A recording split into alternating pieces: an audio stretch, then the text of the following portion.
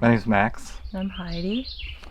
and we have made ourselves a life off the grid here on someone else's land, and we've tried to gradually learn more and more about how to reduce our impact on the planet and do more things from ourselves and rely on our ecosystem to provide for our needs.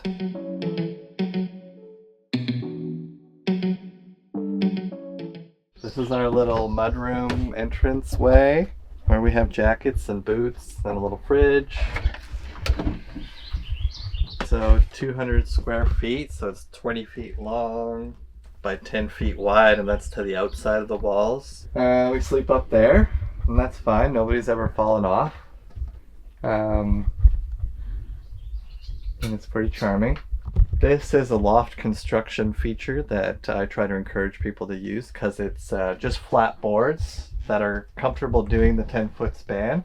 And most people use like a 2x6 on edge, and so you lose a lot more of your overall headroom there.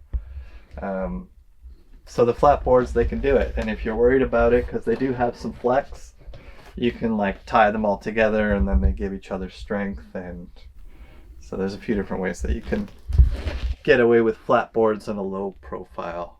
Moisture in tiny spaces with two people and cooking a lot is an issue, so having good airflow into your cold corners is very important. We didn't do this, but in hindsight, I would recommend actually like having some wood spacers to maintain that airflow all the way around your perimeter of your house, so the air can get in behind things. Like we have our clothes shoved in that closet there, and sometimes I've noticed a couple times that 2 feet of clothes means that the heat can't really get at the wall behind it, so moisture from the house gets into the clothes, finds the cold spot, and drops its moisture. I think there's lots of reasons we wouldn't need as much material, we wouldn't need to consume as much energy to keep ourselves warm. It would not take as long to build. Probably the biggest one is that it's mobile. So for the kinds of land cooperation sharing that we've had so far, it's been kind of like an insurance policy to know that we're able to take a portion of our investment with us if the relationship broke down or the ownership status changed. So that's probably the biggest one. Small enough that you can move. Yeah, and really while that's the primary motivation for us, why we did it initially, I think it's an appropriate scale of housing for human beings, given the number of us that there are, and given the amount of resources it takes to build a home, and especially the amount of resources it takes to do heating on a home. It doesn't have to be quite this small, but certainly most houses are probably a lot bigger than most people need. Yeah, this is our living room. We eat our meals here. This is our little coffee table that holds our condiments and food dishes and stuff, and then we eat on our laps here and entertain guests here, and we've had like 12-person dinner parties in this space. This is my little office setup where I can pop this secretary open and set up my computer here and do some computery stuff. So that's kind of fun and charming. Yeah, and various storage underneath, usually squash. This is our wood stove. We bought it new. It's been pretty great. Nothing's perfect. I've been thinking about adding some additional airflow to get a secondary combustion going to get more efficient burn. We did install a hot water system on it, so there's like a loop of pipe that goes inside the firebox, and behind this metal here is a tank that gathers up that hot water from the wood stove, which is pretty nice, and we can use that for showers and dishes and stuff. One big benefit that I've found from building our own home is that we've been able to find secure housing for ourselves, or create secure housing for ourselves, in partnership with our friend who's also owns the land. And that allows us to pursue our other dreams rather than being forced to pay a mortgage for 20 or 30 years and get stuck in that trap. The financial freedom translates into overall life freedom. There's also a lot of good feelings that we get from lowering our impact on the planet. One of the benefits of the life freedom from the economic freedom and the housing security is pursuing our dreams, which is we have additional freedom to lower our impacts even more. So like spending a lot of our time growing our food or gathering our food, hunting our food. Other benefits might include yes, a coziness. For us, there's probably a really sweet intimacy that comes from living in a tiny home together. Like me lying in bed, sleeping in the morning, and being able to see Heidi making coffee in the morning from my bed. Um, that kind of thing. And the kitchen, which I think strikes a lot of people as being small, but we always remark how we go into people with full-size houses and their kitchen actually seems a lot smaller than ours because they have like appliances all over it and there's like actually this much counter space in most people's kitchens. So it's plenty big for us, and we also have the option, because we do a fair bit of food processing, we have this unit that rolls out and can like take up space over there, and then you've got more stations if you've got more happening or more people working on stuff. And then it also has storage inside of it. So that's a pretty good kitchen expansion feature. This was actually Heidi's grandfather's tool chest from working at the mill. So he used it for hauling tools around. Our water system is gravity feed from about 80 feet up the hill where there's a well, like a shallow well, and there's a pipe from a lake that feeds into a puddle around that well, so it's kind of like ground filtered lake water, which works pretty well. And we have sort of a secondary system for irrigation, so that well is basically just for washing dishes and drinking water and showering and stuff. So yeah, so we have a little gas range for whenever we do a lot of cooking on the wood stove, whenever the wood stove's running, but that's not year round, obviously. So we have some propane option. We're also getting, like we're off grid here, so we have hydropower and solar power. And we're just in the process of upgrading our solar array. So we should have quite a bit of power this year, and gonna explore whether we have enough power to run an induction hot plate a little bit. We also have another one of these storage slash wheelie pull out stations. So for an extra workstation or like a dinner party serving table, this thing gets busted out of there. Well, one of the reasons we used reclaimed materials to build our tiny house was we had a bit of time to gather materials as opposed to dollars to spend on materials. My thinking about some of our lifestyle choices has changed a little bit. I feel like in the early years, I would have more readily described it as like an ethical decision, and that was the main guidance. But I think maybe as I've gotten older or something, I've been more acknowledging the sort of frugality economic reasons that were maybe as big or even bigger. Like if we had jobs and bought stuff, would that have taken as much time as we took to go and salvage stuff? Who knows? And same with growing food. Like, yeah, we don't have to pay for our food, but it takes a lot of time.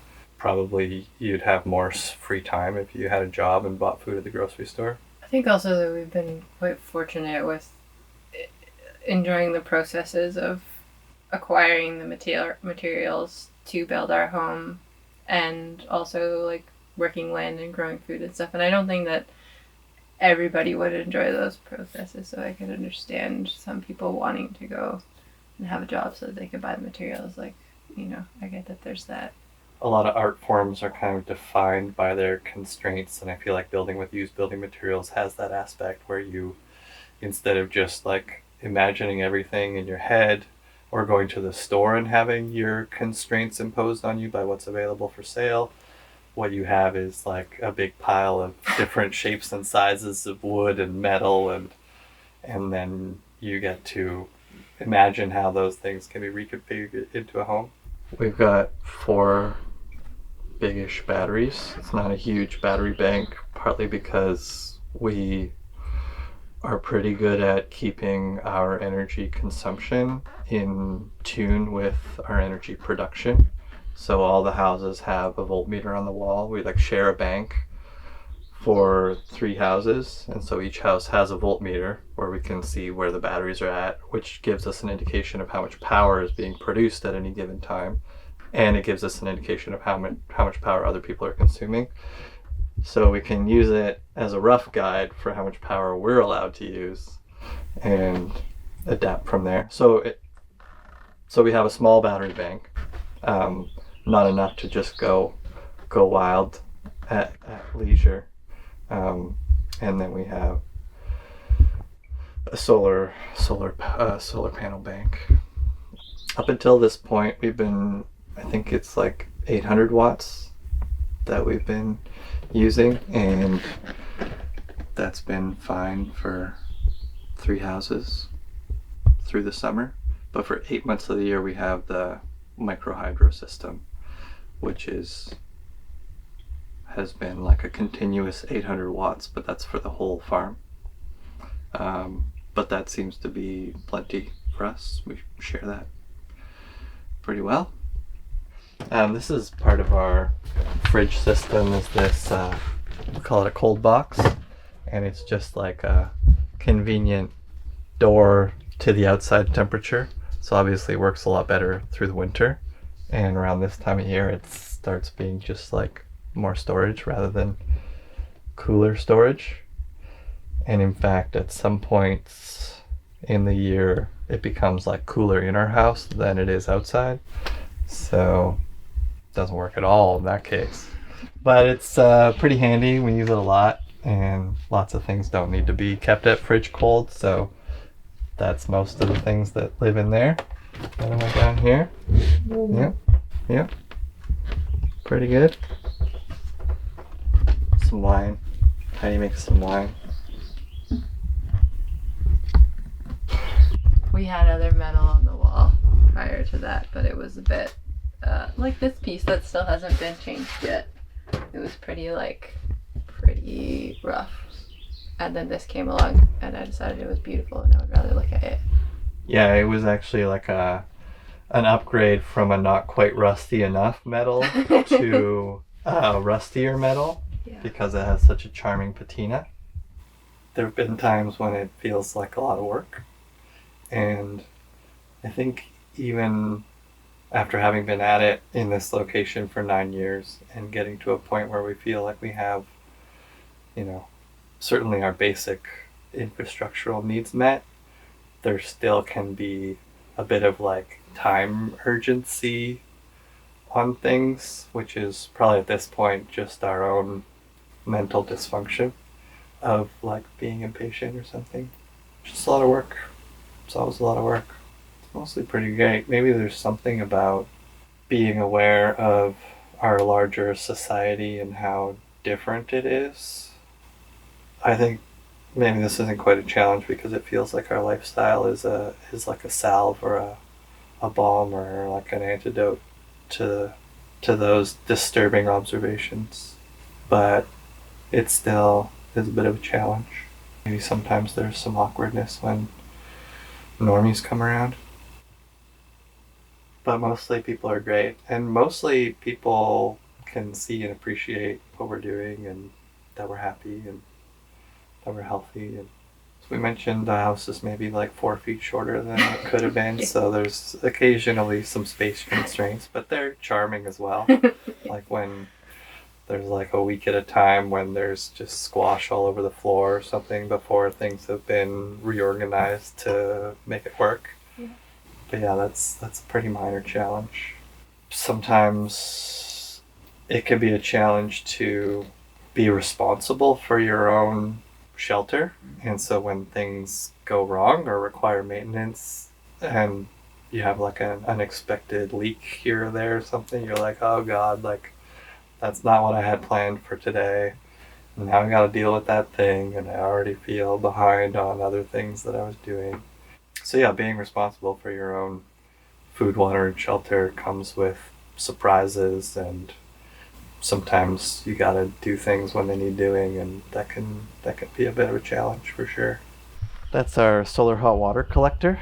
So we just fired it up for the season. It gets drained for the winter. It's basically a series of copper pipes underneath, usually a piece of glass. In our case, it's like that corrugated clear plastic.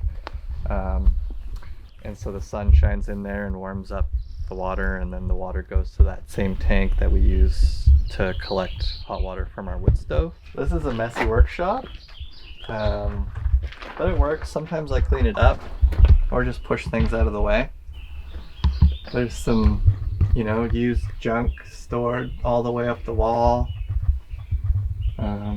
Lots of canning jars and scraps of this and that. Usually I can find what I need for a project. Sometimes I get stumped. It's a fun game to play with oneself. The outhouse. So we do humanure here. So we have a bucket outhouse system.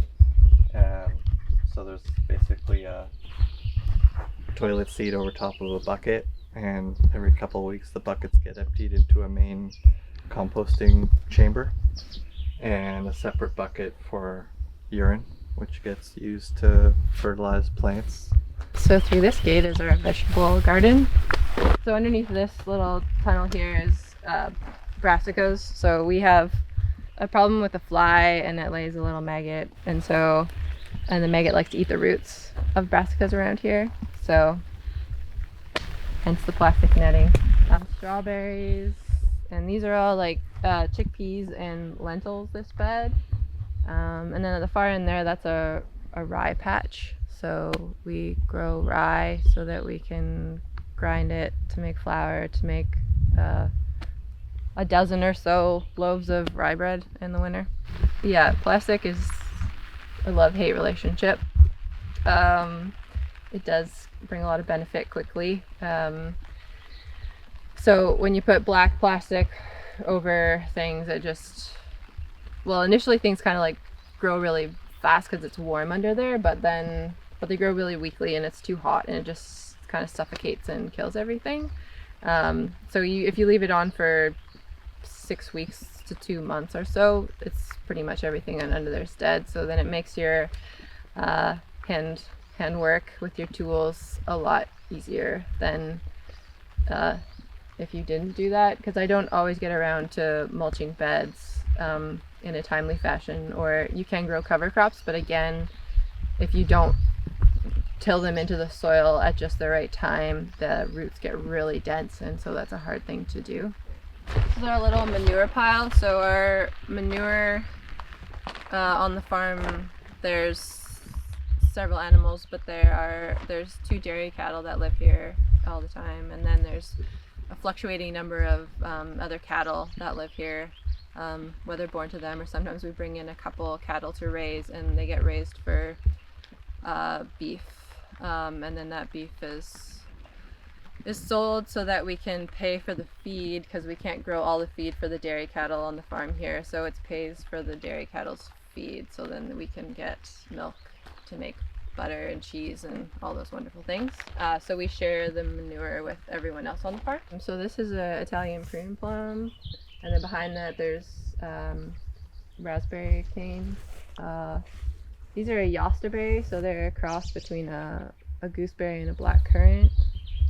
Hazelnuts, and then there's a couple pears over there. Saskatoons are the more shrubby in the back there. And then along the back fence is like blackberry and tayberry, and yeah, those kinds of. And then I decided to put in a flower garden because there's always too much work to do, so you want to make more work for yourself. And my mom has an epic perennial flower garden, and my older sister decided to become a flower farmer a couple years ago, so they're always wanting to share things, so it was just a way to share. I think one of the biggest challenges for other people that I've seen is the relationship stuff. So, these days with land prices and housing prices, sharing land and sharing infrastructure feels like the only way to go. And that means that relationships are kind of your weakest link or your most likely problem to run into. Everything else can be lived without or managed around, or money can solve it, or you can, So I would say really figuring out how you can be your best self in relationship and conflict resolution stuff is probably the most important life skill to develop moving into our particular type of living on the planet. Related to that is, for us in this land sharing situation, we've somewhat intentionally had not too much cooperation going on, so that kind of reduces the opportunity for conflict. We've been selective about the things that we share, and we've been careful about how we share them, and we've had really clear agreements and arrangements, and then checked in about them regularly so that you can stay ahead of potential conflicts. This is our fancy outdoor bathtub. It's wood fired, so it's like a clawfoot enameled steel bathtub, which I set into a cob and stone mixture and made a little front door.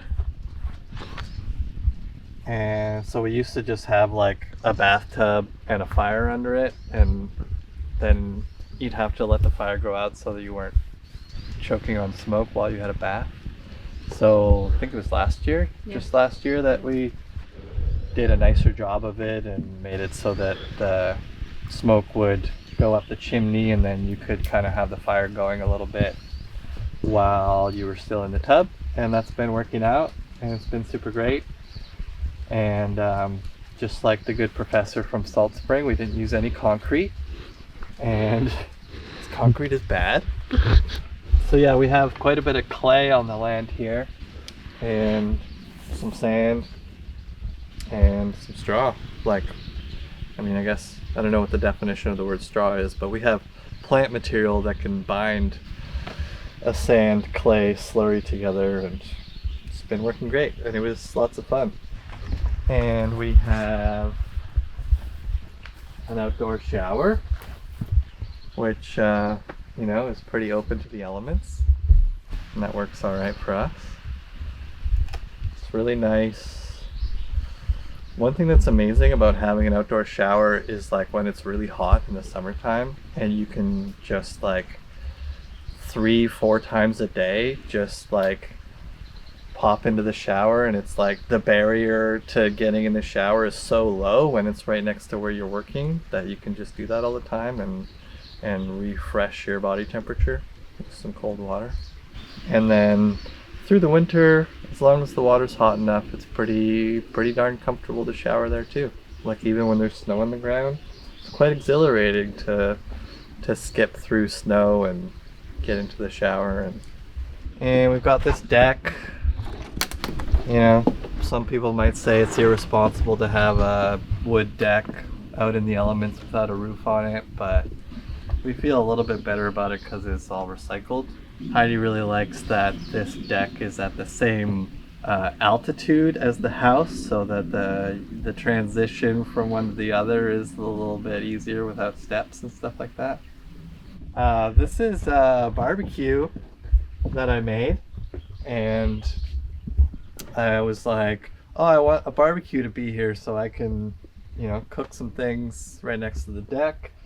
And I was like, where am I going to get these rocks that I want for the barbecue? And then so I started excavating, and it turns out that all these rocks were in the hole where I wanted the barbecue to be, and they were perfect for assembly. There's even like, some real big flat ones.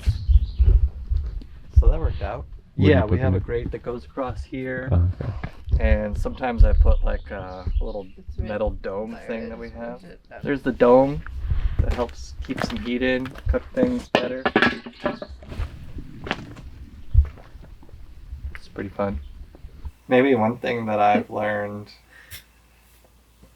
that I'm still learning is like you can be on one side of a dream, like your homestead and your own home, and you can imagine that everything's just going to feel super rosy on the other side of that dream.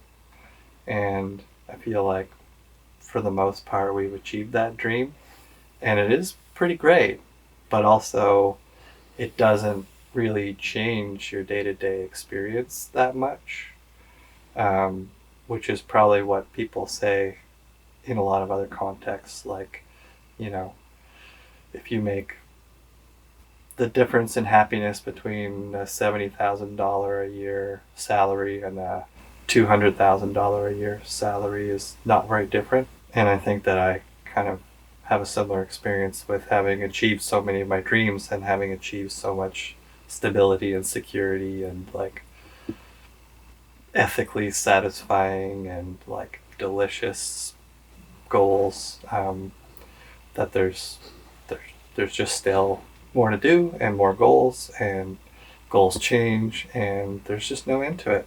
So that's a good lesson, is to just get used to the feeling of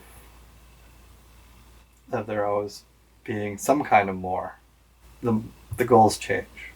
I think I also, maybe in my younger years when we started this project of our homestead, I was a little bit more disengaged from what was happening in the world and came here to sort of try to exit myself and not be as culpable for what's happening on the planet. And the past few years I've sort of been realizing that maybe that's just pretty selfish and we can't really get away from what's happening in the world anyways, anywhere. In hindsight, it might have been more responsible to be putting more of my energy into, collective sanity generation. And I'm doing more of that with my time now. You could also I could tell myself the story that, first things first, you kind of need a little bit of stability and economic freedom in order to work on those other things. But we also don't really have much time left to figure some of these big cultural things out. Like, we're really getting close to the cliff and the pedal's still accelerating. So yeah, that's something that I've realized, is that's really important to me, at least, and I think important to the human experiment on planet Earth. So this is our tiny smokehouse. It's not much to look at right now. There's nothing going on, but you can see it's got nice patina from all the things that have been smoked in. So we smoke fish and meats and cheese sometimes. And it's it's a cold smoker. It's really hard to get it hot enough to be a hot smoker. But so we did that with a little wood stove, which is here. And this little wood stove, there's the pipe that goes out the back and wraps around, so it helps cool the smoke down a bit before it gets into the main chamber. This is our cellar. It's a timber frame construction. We used cedar post and beam, and we charred them to try to ensure that they last as long as possible. So the back walls are, like Max said, they're dug down, but he did dry stack rock for all of it. So No concrete. no concrete. So yeah, we store potatoes, and then sometimes I'll dig up some root crops and keep them in here in crates, just so that I don't have to go out to the garden every day to harvest my carrots individually. There'll be some in here ready to go.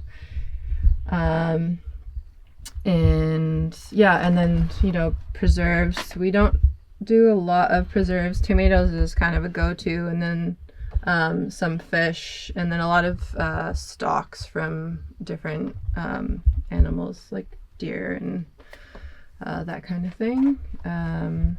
Yeah, and then, you know, ready to go cider, things like fermented garlic. We do a lot of ferments. And yeah, so there's, you know, kimchi and pickled beets and those kinds of things all live in here and are happy at the temperature. And then, oh yeah, we also like render different animal fats, which we use mostly for our cooking. So those also are hanging out in here and happy. And then this is our little cheese cave. So like I said before, there's a couple dairy cattle on the farm. So we're able to, we do barn chores a couple times a week, and then we get to keep the milk. And then we make cheese. So this one is just made this month. It's not that old, but some of them get aged for a bit longer. And this is what cheese looks like.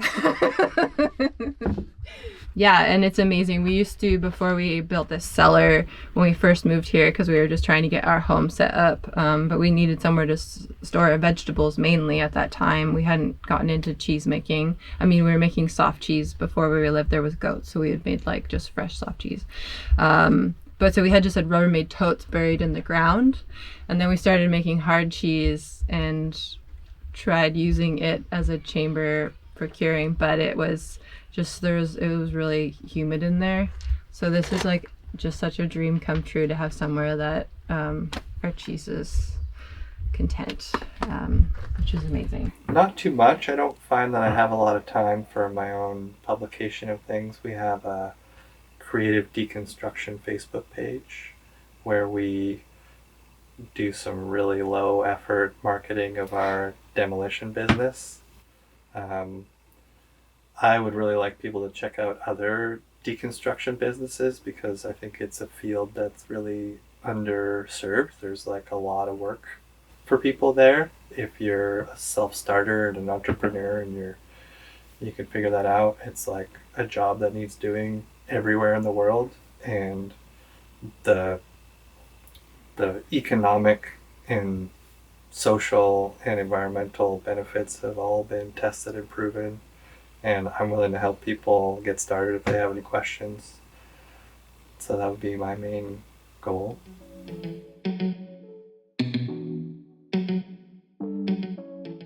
Thanks for watching, and if you enjoyed this video, please share it with a friend. Also, if you want to watch more alternative dwellings, we got a playlist popping up right here, and we release new episodes every single Sunday, so consider subscribing.